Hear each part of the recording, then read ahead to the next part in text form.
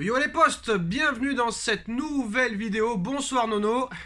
Salut Sacha. Alors, première information, Nono, on rentre direct dans le vif du sujet. C'est une information The Telegraph, concurrence entre Pochettino et Erik ten Hag pour le poste d'entraîneur de Manchester United. Luis Enrique est écarté en l'état, il veut rester avec l'Espagne. Donc l'entraîneur du PSG intéresse en parallèle d'autres clubs. Donc à ton avis, Pochettino, Erik ten Hag, que va choisir Manchester United?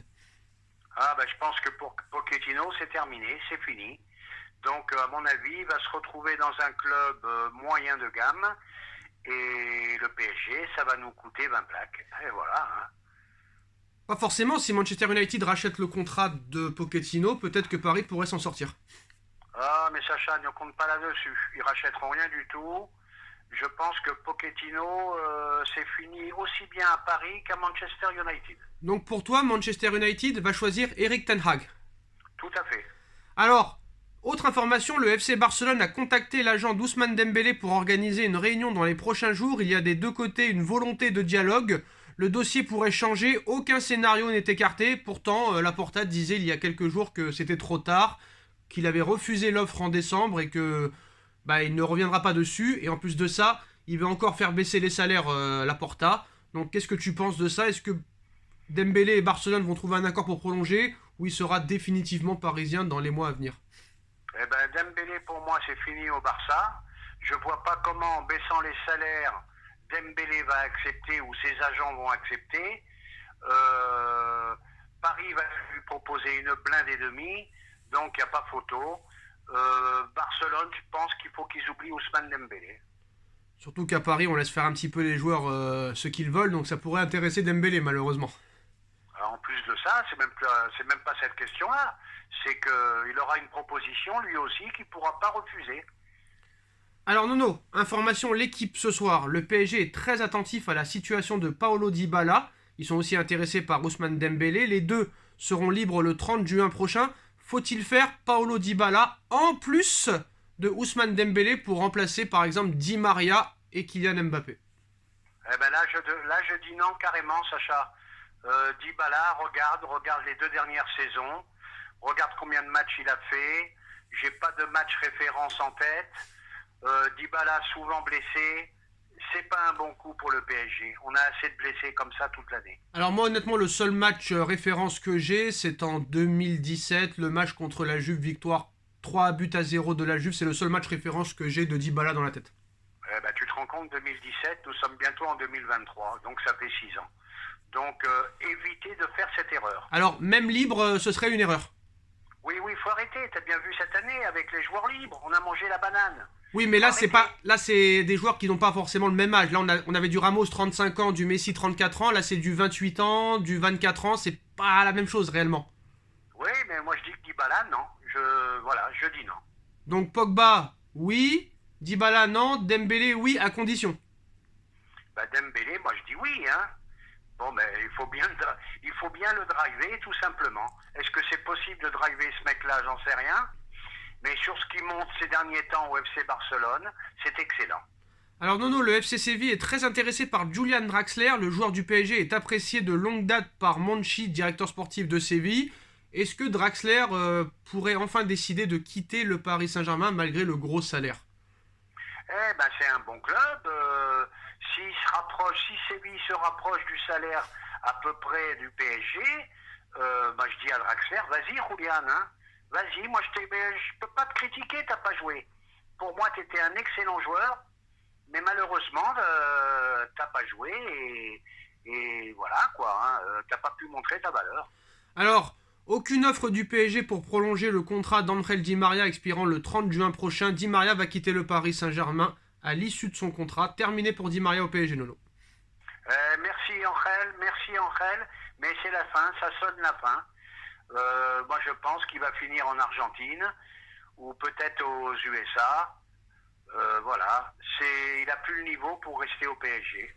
Mais merci pour tout Angel, merci. Zinedine Zidane est la priorité du PSG, si ce n'est une obsession. Les avenirs de Pochettino et de Leonardo sont en suspens. Nasser Al-Khelaifi, quant à lui, a toujours le soutien total du Qatar. En plus de ça, Nono, Zinedine Zidane serait très intéressé par Christopher Nkunku, ancien parisien qui pourrait revenir au Paris Saint-Germain. Donc ça veut dire que Zidane travaillerait actuellement sur le mercato. Donc le PSG aussi s'est activé avec force lors des derniers jours pour tenter de recruter Aurélien Tchouaméni, et ce alors que Paul Pogba est toujours une option. Le Real Madrid est dans la course pour Tchouaméni. L'option de la Première Ligue semble presque exclue. Donc en ce qui concerne déjà Zidane, plus Zidane qui voudrait faire venir Nkunku, qu'est-ce que tu en penses de ça? Ben, moi, je vais te dire mon ressenti. Pour moi, Zidane, c'est fait. Bon, ben, tu me rappelleras alors si ça se fait pas. Mais pour moi, c'est fait. Nono, gare à toi s'il signe pas, hein. Gare à toi s'il signe pas. Hein. Eh ben, je te dis, Sacha, si ça se fait pas, tu me rappelles à l'ordre. Il n'y a pas de souci. Alors, qu'est-ce qui te fait penser que Zidane au PSG, c'est fait? Parce que je sais pas, c'est comme je t'ai dit, c'est un ressenti. Je le ressens comme ça. Je le ressens comme ça. Pour moi, c'est fait. Parce que j'entends pas beaucoup de noms, j'entends pas beaucoup de... Zidane, c'est un petit feuilleton qui dure depuis un petit bout de temps. J'entends pas de démenti, son agent qui le pousserait à venir à Paris.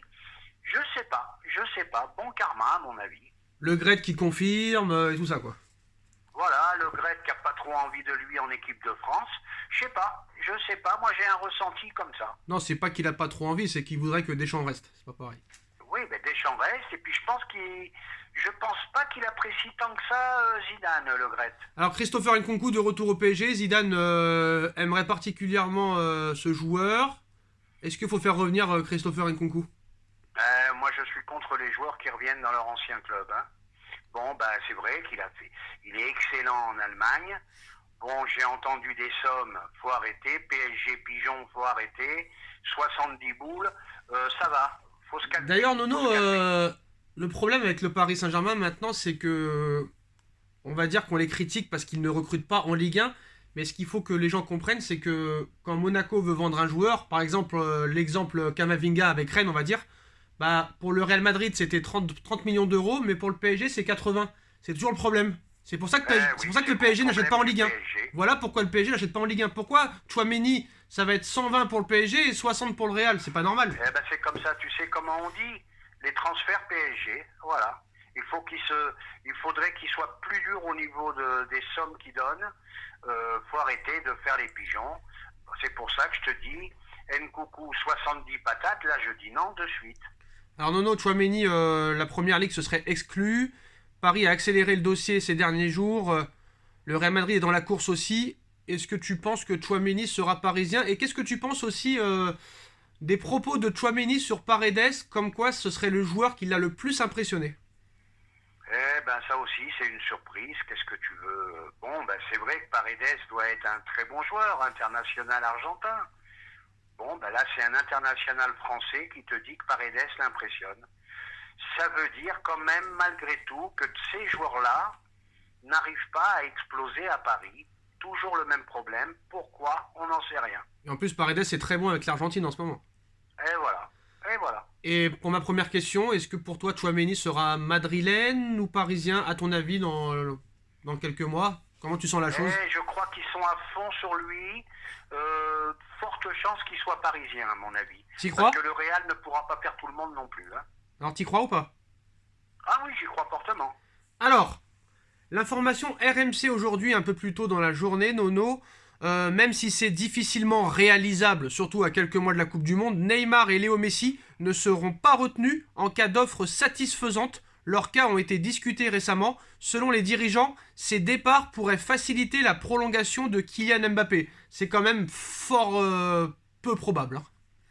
Eh bien écoute, c'est deux cas différents. Neymar qui est en bout de course, qui pour moi est cramé, donc la plus petite proposition, faut y aller. Bon, Léo, j'ai de la peine, meilleur joueur de tous les temps, mais on le voit, il n'est pas heureux à Paris. Eh ben, il faut le laisser partir. Donc là, il faut le laisser de ne pas vivre encore une année comme cette année. À la limite, il nous fait de la peine sur le terrain. Je voudrais pas qu'il laisse un souvenir comme ça. Voilà. Donc ça prouve que le club là montre à Mbappé que vraiment c'est toi la star et on est prêt à laisser partir les deux autres. Ah ben là, il lui donne les clés. Mais est-ce que c'est pas trop tard? On le verra plus tard. Alors Johan Laporta a répondu à la rumeur d'un retour de Messi au FC Barcelone. Je n'ai reçu aucun message de Messi ou de son entourage sur la possibilité d'un retour au FC Barcelone. Il n'y a pas de discussion avec Léo Messi sur un retour potentiel au Barça. La réalité est que nous n'envisageons pas cette possibilité. menteur ou sincère? Eh ben Laporta, tu sais très bien ce que je pense. Il lui a mis une banane à Messi. Jusqu'au bout, il croyait qu'il allait re-signer et après, il lui a mis la banane. C'est pour ça que je suis un peu déçu de Léo. Il aurait dû nous remercier de lui donner un tel salaire à son âge et d'avoir une confiance inouïe en lui. Donc, il n'avait pas de quoi à être si malheureux que ça. Mais Laporta lui a mis une belle banane. Ouais, mais Nono, quand tu vas chez une escorte, est-ce que tu remercies l'escorte à la fin? Je sais pas, hein. Je sais pas. Parce que Paris, maintenant, pour les clubs, sont considérés comme des pigeons et un peu comme des putes, malheureusement. Tu vois? Oui, C'est ça. mais maintenant, comme je t'ai dit, c'est deux cas différents. Mais malheureusement, il faut se séparer des deux. Alors, ce sera quand même fort peu probable, hein. Honnêtement, là, c'est une utopie. Ah, tu sais, c'est possible, hein. Bon, en tout cas, si ça se réalise, ce serait vraiment incroyable. Et en tout cas, Nono, on finira avec l'information, le regret, on va dire le regret du jour. Sergio Ramos s'entraîne normalement et sera présent contre Lorient ce week-end. C'est là que Ramos, je suis sûr, il va enchaîner les matchs alors qu'on ne l'attendait pas à ce moment-là de la saison. Sacha. Je la sens la banane, là je la sens. Je suis sûr qu'il va enchaîner les matchs jusqu'à la fin de saison et qu'il sera pas blessé là. Je suis sûr. Sacha, on verra. On verra lors de prochaines vidéos. Là, il va jouer un match. On va voir s'il est capable d'en faire un autre dans 3 jours après. Non mais comme par hasard, t'imagines s'il finit les 10 derniers matchs de Ligue 1 comme par hasard alors qu'on est éliminé? Ça serait quand même incroyablement poissard ce club, hein. Qu'il est déjà poissard de toute façon, il est déjà poissard. Il serait poissard. Non seulement ça veut dire qu'on est poissard, mais j'y crois pas trop, Sacha. T'imagines là, il va jouer et le prochain match, il jouera pas. Écoute ce que je te dis. T'imagines, il fait les 10 derniers matchs, on fait 10 clean sheets, incroyable. Mais bon, bref. C'est que le staff médical aussi est en cause. Donc ça veut dire qu'on en revient toujours. C'est de A à Z qu'il faut faire de gros bouleversements dans ce club. En tout cas, s'il décide de laisser partir Messi et Neymar pour faire de la place à Mbappé et à d'autres joueurs, c'est quand même peut-être un début de changement, mais bon. Par contre, parler n'est pas agir. Est-ce que je peux te poser une question à mon tour? Ouais. Est-ce que tu es au courant de cette information? Hakimi supplierait de Real de partir là-bas? Ouais, bon, ça, faut pas trop exagérer. Tu sais, c'est les médias espagnols qui en font un petit peu des pataquès. Après, les joueurs qui veulent partir, ça, on le sait, ça a toujours été le cas. Mais bon, on sait très bien qu'Hakimi sera retenu même si Mbappé s'en va, hein. On le sait très bien, ça. De toute façon, jusqu'en 2026, faudrait que les clubs mettent le paquet pour le récupérer. Non, ça, j'y crois pas. Hakimi restera parisien encore de nombreuses années. Ça, c'est sûr. Ça, c'est sûr. Je me mets dans leur tête, hein. Si Marquinhos, Verratti, ils restent depuis longtemps. Après, c'est sûr que si Hakimi fait une deuxième saison comme celle qui vient de se passer, la question pourrait peut-être se poser. Mais après, là, ça va être dur de le revendre plus cher que tu l'as acheté. Ça va être dur. Ah bah ça, c'est ça le problème, je pense. Et ben voilà les postos. En tout cas, je pense qu'Hakimi a le droit à une deuxième chance. On verra bien la saison prochaine. Mais je pense qu'il faut qu'il y ait du grand changement. Est-ce qu'ils sont prêts à ça? On verra cet été les postos. Dites-nous en commentaire ce que vous en pensez. On like, on partage, on commente, on s'abonne. Et on se retrouve très vite pour une nouvelle vidéo. Salut Nono, salut à tous. Tchuss. Salut Sacha.